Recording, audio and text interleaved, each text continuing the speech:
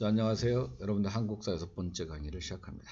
여러분들 좌측 하단 부분에 나와 있는 인물이 누구냐? 바로 김유신 장군. 이 사람 모르는 사람은 아무도 없겠지요?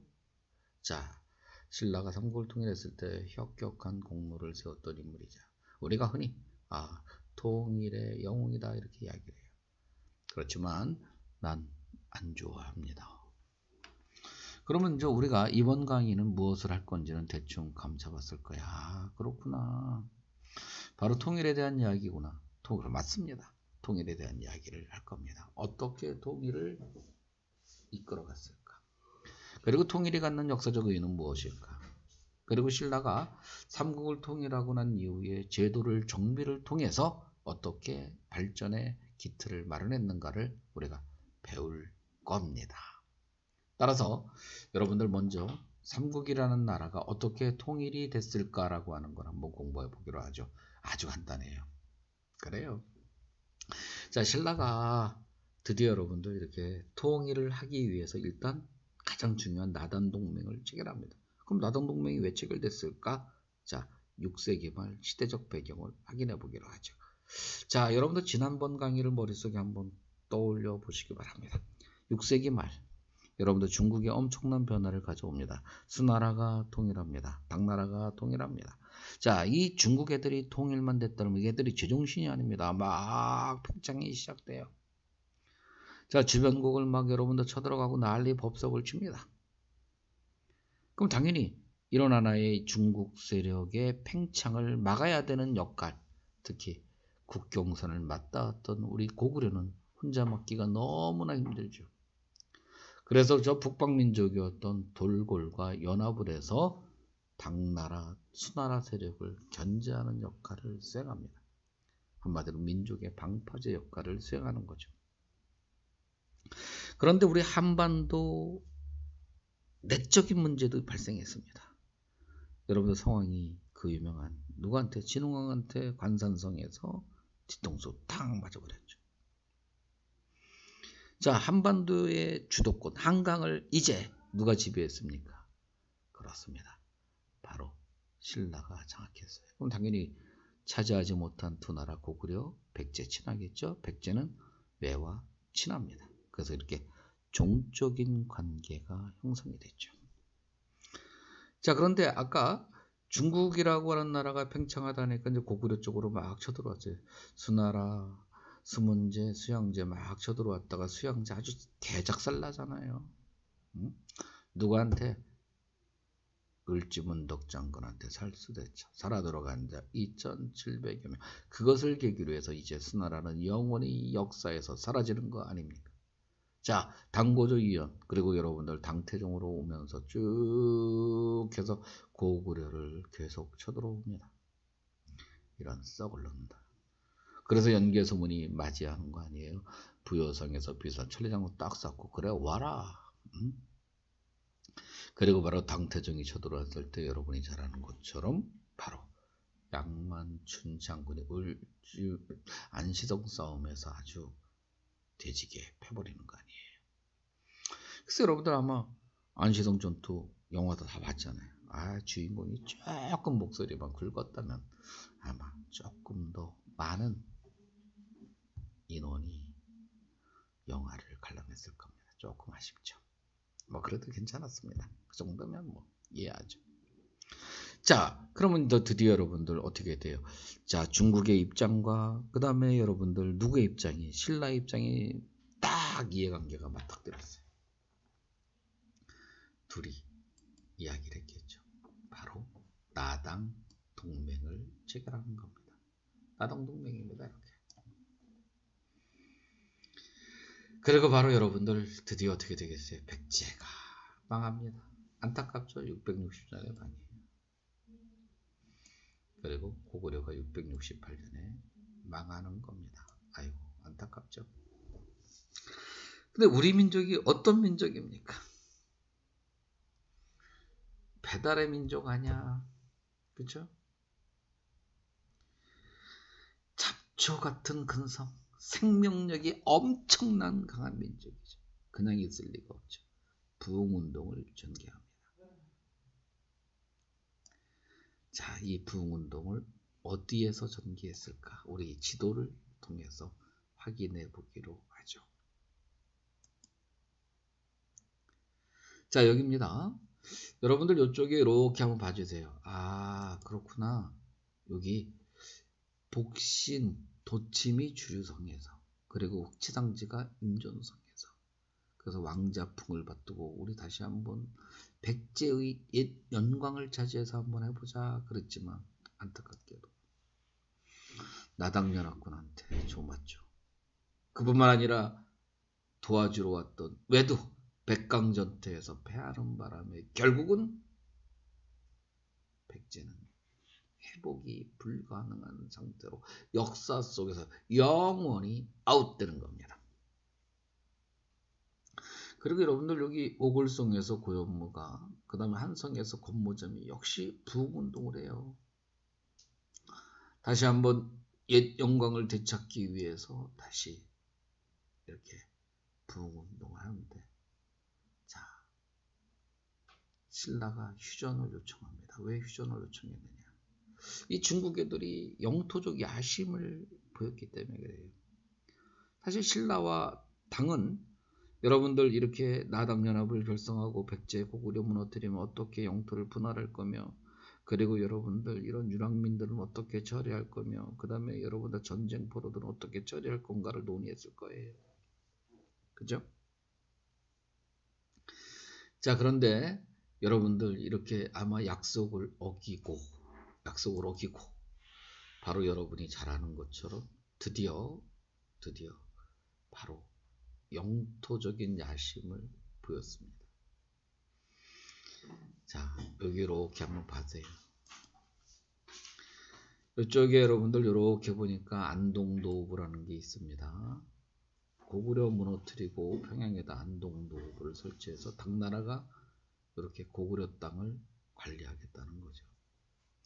그 다음에 웅진도독부를 설치해서 역시 또 백제 땅을 또 관리하겠다, 이런 생각을 갖고 있습니다. 더 중요한 건 이런 젠장, 바로 신라 경주에도 계림도독부를 설치했어요. 그럼 지금 어떤 야심이, 한반도 전체를 먹겠다는 야심이 딱 드러났는데 신라가 지금 어떻게 되겠어요? 미안하지만 고구려하고 싸울 수 있는 사안이 아니겠죠. 자, 그래서 결국 고구려 부흥군하고 휴전을 하고, 그리고 고구려 부흥군의 일부를 안승은 금마저에다 소고구려국을 세워주면서 회유를 합니다. 그리고 나당 전쟁을 시도하는 거예요. 나당 전쟁입니다. 그래서 기볼포에서 매소성에서, 자, 기볼포는 어디냐면 여러분들 이렇게 지도를 다시 한번 보면 이런 거예요. 바로 여기입니다. 여기. 자, 이쪽에 이렇게 보게 되니까 이쪽에 금강하류에 여기 기볼포, 그러니까 서린기 부대가 여기서 이렇게 패전하는 거고, 여기 이제 매소성입니다. 매소성. 오늘날 어디냐면 여러분들 일산후의 탄현이라고 하는 그 부분이에요. 그래서 여러분들 우리가 이야기하는 우리나라 국가대표, 축구 국가대표들의 훈련 전용 경기장이 있는 곳이 바로 요 매소성 요 지역과 연관이 있는 거예요.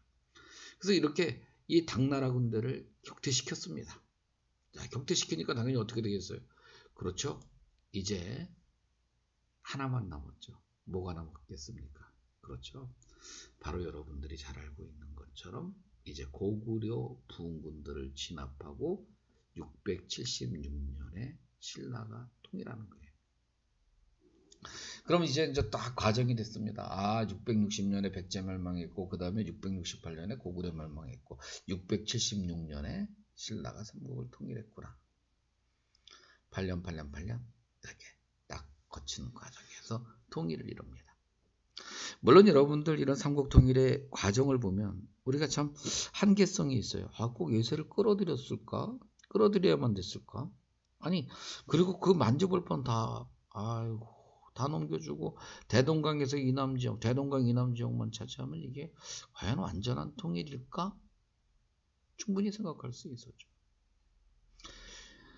그래서 제가 아까 그렇게 뭐 김유신을 제가 높게 평가하지 않는 이유가 여기 있는 거예요. 왜? 예세를 끌어다가 같은 민족 두들겨 팼는데, 물론 그 시대는 왕조 중심의 역사고 당연히 김유신의 행위는 정당하다고 할 수 있을지라도 오늘날 우리 관점에서, 즉 우리의 입장에서 보면 그렇게 높게 평가할 내용은 아니죠. 응? 말 그대로 그냥 싸대기 날릴 일이지, 이게 뭐 그렇게 자랑하고 그럴 일은 아니죠. 어쨌든 자, 그런 문제점은 가지고 있다고 할지라도 아주 중요한 역사적 의의는 있습니다. 자, 지금까지 여러분들 고구려 백제 신라는 각기 다른 문화를 가지고 있었을 겁니다.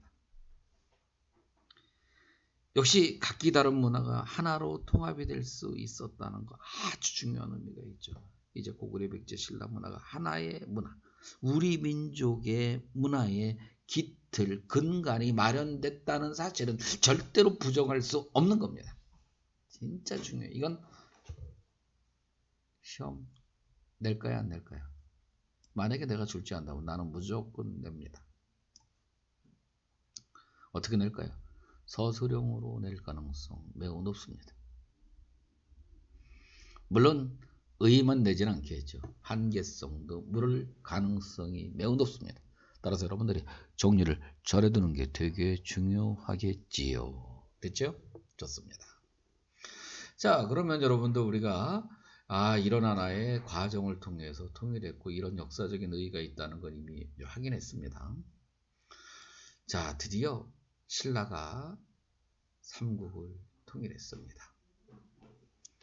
물론 여러분들 역사적 평가로 말한다면 완전한 통일이라고 말할 순 없다고 할지라도 여러분들 아주 가치 있는 통일입니다. 그렇지만 우리나라 조선시대 후기 실학자였던 유득공이라는 분은 이렇게 이야기를 했습니다. 자, 신라는 남국이고 발해는 북국이다. 따라서 신라는 통일을 한 나라가 아니다. 발해도 우리 역사의 일부다. 그래서 이 두 나라를 일컬어서 남북국 시대다 이렇게 이야기를 했습니다. 사실 진짜 중요한 역사 인식이죠. 그 이유는 여러분들 생각을 해보세요. 신라가 삼국을 통일했네. 아이고 통일했네. 그럼 발해는 우리 스스로 우리 역사 아니야. 발해 꺼져. 이런 논리가 되는 거예요. 안 되죠. 발해도 우리 역사라고 이야기를 해야 됩니다. 고구려를 계승한 우리 역사, 그리고 당과는 다른 자주적인 국가라는 말을 해야 되는 거예요. 우린 조선시대 후기에 실학자들의 역사 인식보다도 우리가 사실은 부족한 겁니다. 그래서 여러분 다 이렇게 남북국이라는 말의 의미를 잘 이해하셔야 됩니다. 그래서 냉정하게 말하면 이 통일 신라라는 호칭도 저는 비판합니다. 말 그대로 후기 신라라고 하는 것이 더 맞지 않느냐 이렇게 생각을 해요. 왜? 신라가 통일했다고 한다면 발해가 우리 스스로 발해 역사를 뻥 걷어차버린 거잖아요. 응? 우리 역사 바깥으로 걷어차버린 거. 한번 생각해 볼 만한 가치가 있는 거겠지요. 자, 그러면 여러분들 이렇게 해서 통일이 된 나라 한번 신라에 대해서 이야기해 보기로 하죠. 자, 우리 이제 신라를 공부할 때는 항상 이런 게 있습니다. 참 생각보다 왕들도 많아요. 왕들도 많습니다. 그리고 왕만 많은 게 아니에요. 여러분들이 딱 느낌이 들었을 겁니다. 시간도 되게 길어요. 이렇게 길다 보니까 나름대로 이렇게 시대를 구분했습니다. 특히 시대를 구분하는데 결정적인 역할을 한 사람이 두 사람입니다. 하나는 김부식, 삼국사기 책의 시대 구분법하고, 자, 여러분들 고려시대 또 한 명이었던 승려 삼국유사를 저술한 이련의 시대 구분법이 여러분들 이렇게 또 나타나는데, 우리 역사학계에서는 아무래도 여기 김부식의 삼국사기 시대구분법이 일반적으로 많이 적용이 돼요. 이 사람은 여러분들 상대, 중대, 하대로 구분을 했습니다. 자, 상대, 중대, 하대로 구분하게 된 기준점이 뭐냐면, 자, 이분은 여러분들 박격거세라고 하는 사람이 이렇게 처음 신라를 창시했죠. 근데 아마 신라의 왕후 그러면 거서관, 차차웅, 이삭은, 마립간, 왕 이렇게 순서를 이야기를 했었어요. 자, 쉽게 말하면 여기 지중왕 전까지는 신라의 전통적인 그런 하나의 이 왕호를 사용하고 있습니다. 자, 그래서 여기 이련이라고 하는 사람이 이렇게 요 상고라고 부르는 이유가 되기도 하는 거예요. 상고. 먼저 삼국유사를 먼저 할게요. 왜냐면 삼국사기가 이제 이게 우리 책에서도 실질적으로 사용하기 때문에 조금 이따 이야기를 하고, 그 다음에 여기 버프망, 진흥왕, 지중왕, 진지왕, 진평왕, 그 다음에 선덕, 진덕 요까지를 가만히 보면, 자, 여기 버프망이라고 하는 사람은 불법이라는 건 불교를 흥하게 한 사람입니다. 그리고 진흥왕, 진지왕, 진평왕 요 진자는 불교의 진종설에서 유래된 건데, 진종설이 뭐냐면 요 진자는 참진자 신라왕이 석가모니 친척이라는 거예요. 그러니까 석가모니가 절대적인 사람인 것처럼 역시 마찬가지로 뭐예요? 신라왕도 절대적인 인물이라고 이야기를 하는 거죠. 따라서 누구의 고난을 강화시키는 효과를 가져왔겠어요? 왕권. 그래서 이렇게 불교식 왕명을 사용했던 요 시기를 우리 이련은 여러분들 중고라고 이야기를 했습니다. 그리고 무열왕서부터 경순왕까지는 여러분들 이 중국식 시호, 태종 무열왕이죠. 중국식 시호를 사용했던 시기다. 그래서 하고라고 이야기를 했어요. 그러니까 우리 삼국유사를 저술한 이련은 상고, 중고, 하고, 한마디로 우리가 이야기하는 이렇게 왕의 호칭에 따라 구분을 했습니다. 특히 이분이 이제 중고에 대해서 관심을 가졌던 이유는 뭐 충분히 이해되죠. 삼국유사를 저술한 이련은 승려였기 때문에 불교식 왕명을 사용했다. 말 그대로 호국불교적 요소를 보여주는 신라의 모습에 관심을 많이 가졌을 수밖에 없었을 겁니다. 자, 그러면 삼국사기를 저술한 김부식은 어떤 식으로 구분을 했느냐? 이렇게 구분했습니다. 자, 이분은 여러분들 이렇게 보니까 박격것에서부터 시작해서 여기 진덕여왕까지는 성스러운 뼈다구가 왕을 했던 시기입니다. 바로 성스러운 뼈다구 성골이 왕을 했어요. 그래서 우리는 많은 학생들이 이야기를 해요. 신라는 그래도 여왕도 있었대는데 막 이야기하는데 여러분들 조심하세요. 하셔야 돼요. 이건 성별의 문제가 아닙니다. 성스러운 뼈다구, 마지막 뼈다구가 바로 진덕여왕이야. 아마 비리비리한 성골 중에 남자가 있었다면 아마 진덕여왕이나 선덕여왕은 왕될 리가 없을 거예요. 물론 뭐 그래도 여자도 왕했다는 게 좀 다른 시대에 비해서 또 높게 평가할 내용이지만, 어쨌든 여러분들 여성 뭐 상위 이런 건 아니라는 거 기억해 두시기 바랍니다.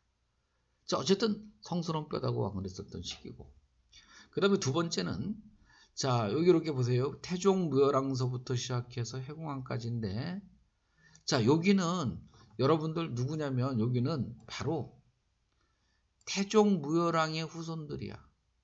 근데 여기서부터 여기까지는 다 진골이 진골. 진골 중에서도 태종 무열왕의 후손이기 때문에 우리가 무열계다 이렇게 이야기를 해요. 그런데 여기 선덕왕서부터 경순왕까지는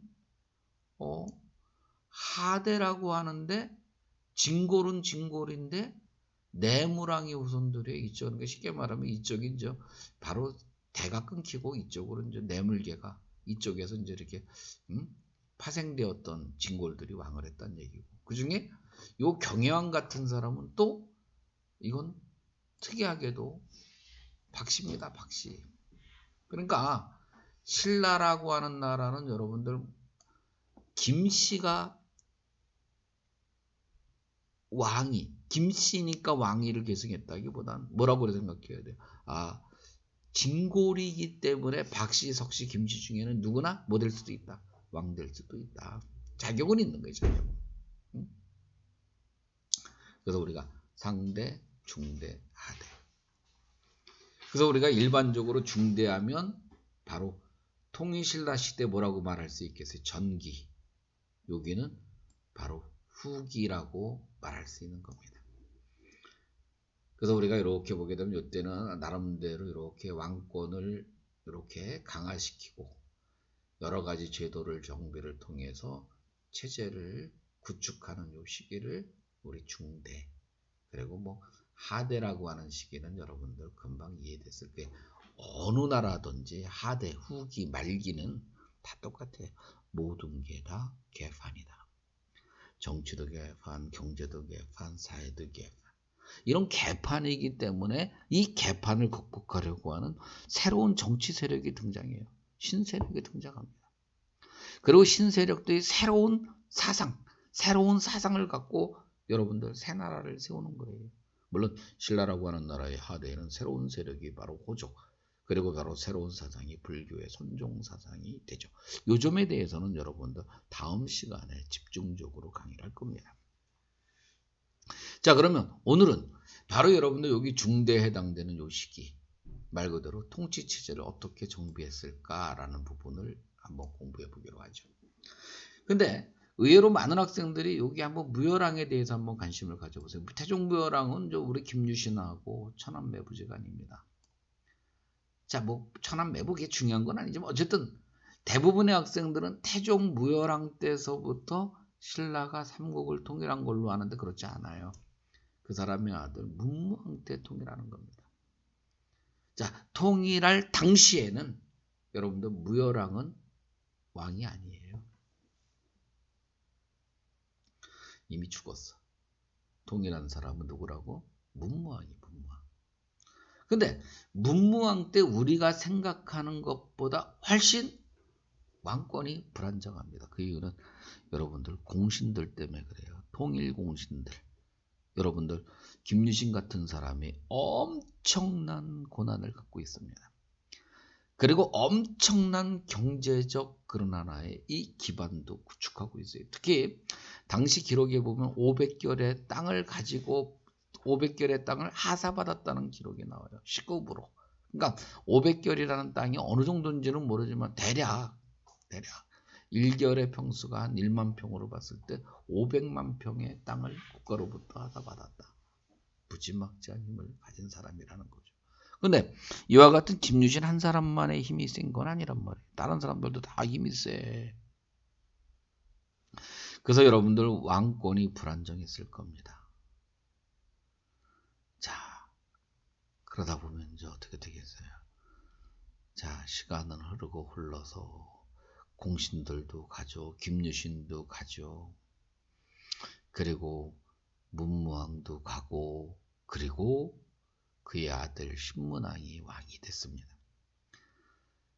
자, 시간도 상당히 흘렀습니다. 어느 정도 흘렀어요. 그러면 뭐 여러분들 느낌이 딱 들었을 거예요. 이제 신문왕은 별로 공신들한테 신경 쓸 일 없네. 남아있는 공신도 별로 없지만 뭐 그렇게 부담스러운 존재들도 아니란 말이에요. 그럼 그 다음부터는 뭐겠습니까? 자기 자신의 고난을 강화시키기 위해서 여러 가지 제도를 정비하겠죠. 먼저 뭐 귀족들 적당히 숙청합니다. 그 중에 대표적인 사람이 김흠돌. 자, 이 사람은 여러분들 신문왕의 장인이기도 해요. 그렇지만 보냈습니다. 그리고 여러분들 노급도 폐지합니다. 귀족들에게 엄청난 특혜가 주어졌던 토지를 이제 지급하지 않습니다. 그만큼 경제적 기반이 약화되니까 힘이 딸리겠죠. 그리고 전국을 구주 5소경으로 이렇게 설치하기도 하고 군사 조직도 재편을 해요. 요거는 조금 지도를 보면서 이해를 시키겠습니다. 조금 기다리세요.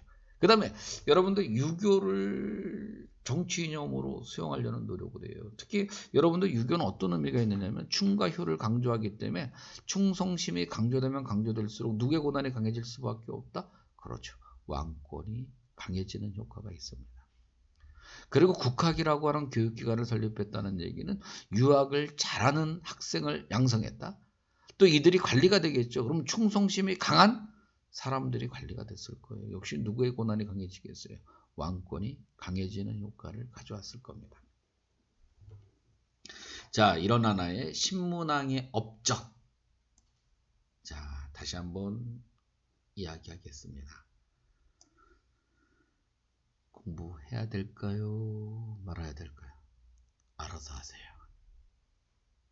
저 같으면 합니다. 그러면 뒷장으로 이렇게 한번 넘겼더니 여러 가지 제도의 정비 내용입니다. 조금 전에 이야기했던 데랑 이렇게 복합되는 것도 있어요. 일단 여러분들 한번 보세요. 중앙의 행정조직을 개편합니다. 자, 집사부를 비롯해서 14부가 설치되고 그 중에 시중이라는 사람의 권한을 엄청나게 강화시킵니다. 그 이유는 귀족의 대표자였던 반대로 상대 등의 권한을 약화시켜요. 상대 등은 누구냐? 하백회 의장이, 오늘 따지면 국회의장이. 국회의장이 권한이 강하면 왕권은 강해질까 약해질까? 약해지겠죠. 따라서 여러분들 조심하시기 바랍니다. 집사부, 그럼 오늘날 따지면 누구냐? 이 시중이라는 사람은 국무총리랑 똑같아요. 국무총리 힘이 세면 대통령의 힘이 강할까요? 약할까요? 강하겠죠. 왜? 대통령이 임명했으니까. 똑같습니다. 시중은 누가 임명했다? 왕이. 따라서 여러분들 시중의 권한이 강하다는 얘기는 반대로 귀족의 대표적인 상대 등의 힘은 약해지지만 여러분들 왕권은 강해지는 결과를 가져오는 겁니다. 그리고 관리들이 비리가 있나 없나? 저놈들이 해쳐먹나 안 해쳐먹나? 저놈이 반역을 깨하나 안 하나? 감찰하는 사정부를 둠으로 인해서 여러분들 왕권을 안정 강화시키는 효과를 보여주죠. 그 다음에 전국을 구주 오소경을 설치했습니다. 9주와 오소경을 설치. 특히 오소경을 잘 기억해 두셔야 됩니다. 그리고 구서당 잘 기억하고 이해를 해야 됩니다. 어떤 의미가 있는 걸까? 민족융합이라는 요 의미. 그 다음에 촐락문서, 조세와 관련된 자료라는 거 아셔야 돼요. 그러면 여러분들 우리가 요 뒷장으로 이렇게 넘겨서 한번 확인해 보죠. 자, 여기 한번 봐주시기 바랍니다. 자, 일단 구주오소경이 갖는 의미를 한번 이야기해 보기로 하죠.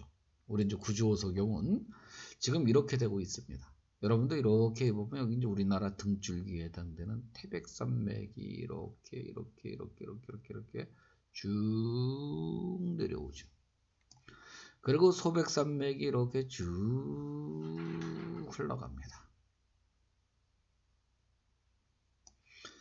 근데 여러분들 여기가 경주입니다. 자, 오소경의 위치를 가만 보세요. 오소경은 여러분들 금관경, 그 다음에 남원경, 서원경, 중원경, 북원경 이렇게 오소경이에요. 근데 공통점이 있습니다. 전부 다 빼앗은 지역이네. 가야로부터 빼앗은 지역, 백제로부터 빼앗은 지역, 고구려로부터 빼앗은 지역이네. 물론 금관경을 뺀 나머지 사소경은 소백산맥 애각지역이네 라는 겁니다. 여러분도 한번 생각을 해보세요. 사실 우리 신라라고 하는 나라는 자, 이렇게 따지면 옛날로 이렇게 한번 따져보세요. 잘 안 찍히네. 자, 이렇게 따지면 자, 젠장 이게 안 바뀌네. 에이씨. 자, 바뀌었어요. 그래서 이렇게 보면 이렇게 신라가 이렇게 됐었어요. 이렇게. 그러면 여러분들 여기 경주 여기란 말이야. 그러니까 여기 가운데야. 근데 솔직히 지금은 땅덩어리가 대동강서도 원산만까지 이렇게 넓어졌어. 그럼 솔직한 얘기지만 아씨 너무 치우쳐 있어 안 치우쳐 있어? 치우쳐 있어. 나라 다스리기가 좋아 싫어? 거지 같아. 그치?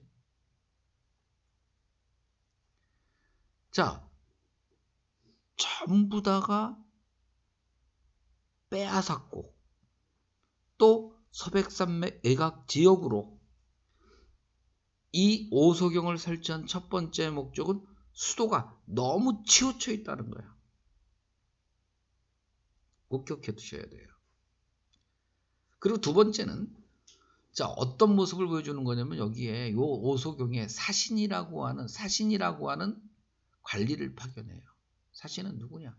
왕의 측근 신하야. 자, 이 사람이 가서 그 지역민들을 딱 살필 거 아니야. 어떤 새끼가 반란을 깨할까? 어떤 새끼가 반정부적 행위를 하고 있을까? 다 감찰하는 거 아니야. 그러면 그 지역민들이 왕한테 개기기가 쉬워? 됐다 어렵겠죠. 어려워. 그러니까 통제가 되는 거야. 지방민을 통제할 수 있다는 거야. 또 하나가 자, 그 지역을 오소경을 그 지역의 경제와 문화의 정치의 중심지로 육성을 시켜줘. 그러면 처음에는 그 지역민들이 신라에 대해서 반감을 가졌고 신라에 대해서 불만을 표출할 수 있었지만 시간이 지나면서 살만하네. 아유 우리한테도 그래도 자치권 같은 정치적 혜택도 주네. 신라? 아이 그렇게 나쁜 애들 아닌가 봐. 뭐 이런 식으로 하면서 어떻게 돼? 서서히 이 신라에 대한 반감은 사라지고 왕에 대한 무슨 심이 서서히 생겨날까? 충성심이 생겨나겠죠. 그래서 오소경의 설치의 목적은 수도의 편제성을 보완할 뿐만 아니라 지방 세력과 를 통제할 뿐만 아니라 또 지방민에 대한 회유의 수단으로 오소경이 설치되었다는 데 주목을 해주셔야 돼요. 그 다음에 군사제도를 보면 자 지방군은 큰 문제가 없어. 각 주에 하나씩 정을 설치했고 한산주는 이정을 설치해서 그럴 수밖에 없는 게 한산주는 전방이잖아. 전방은 싸움 많이 해. 싸움 많이 하니까 군인들 많아야 되니까 당연히 이게 이주가 이정이 있는 거는 뭐 당연히 이해됐을 거. 이건 큰 문제 안 됩니다. 문제는 구서당이 문제예요. 구서당은 여러분들 이렇게 여기 이제 경주야, 금성이야. 자.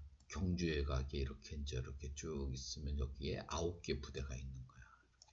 9개 부대들이 있어.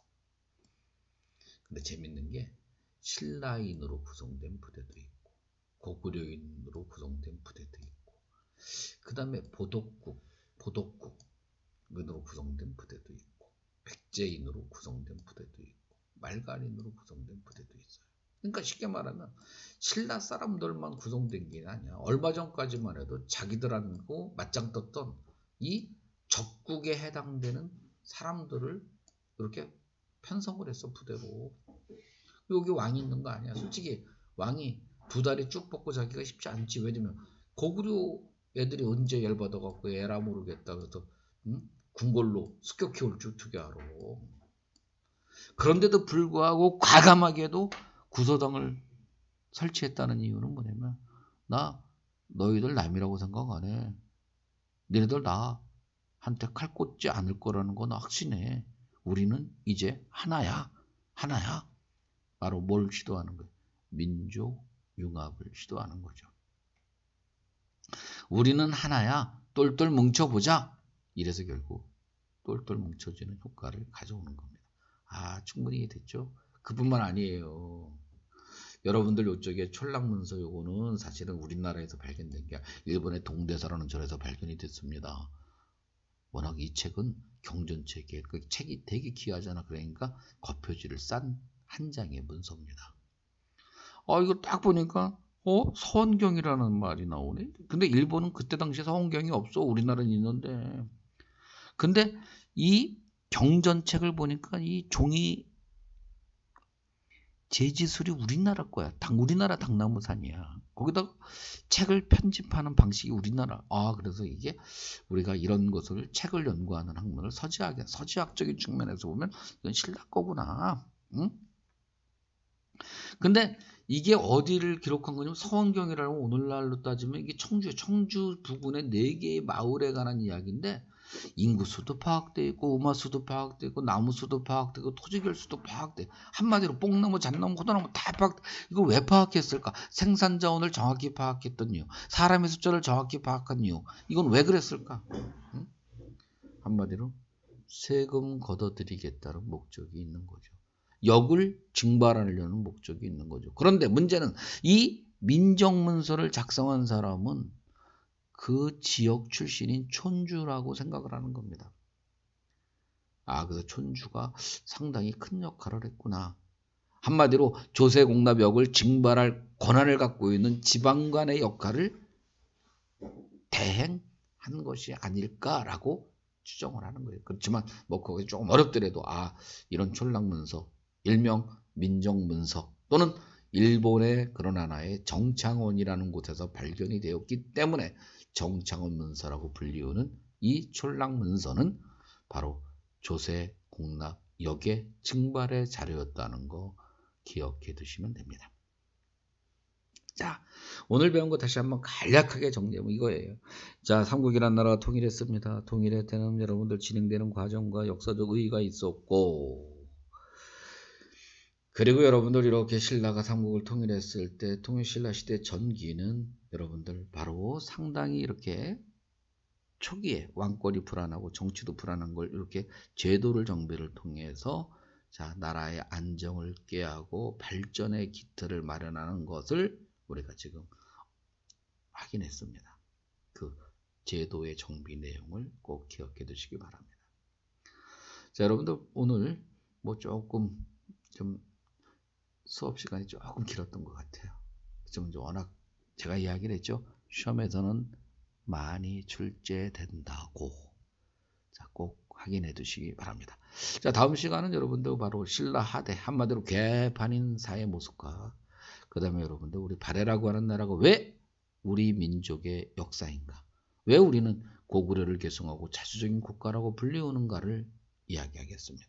자, 이것으로서 여러분들 그 6번째 강의를 마치기로 하겠습니다. 대단히 감사합니다.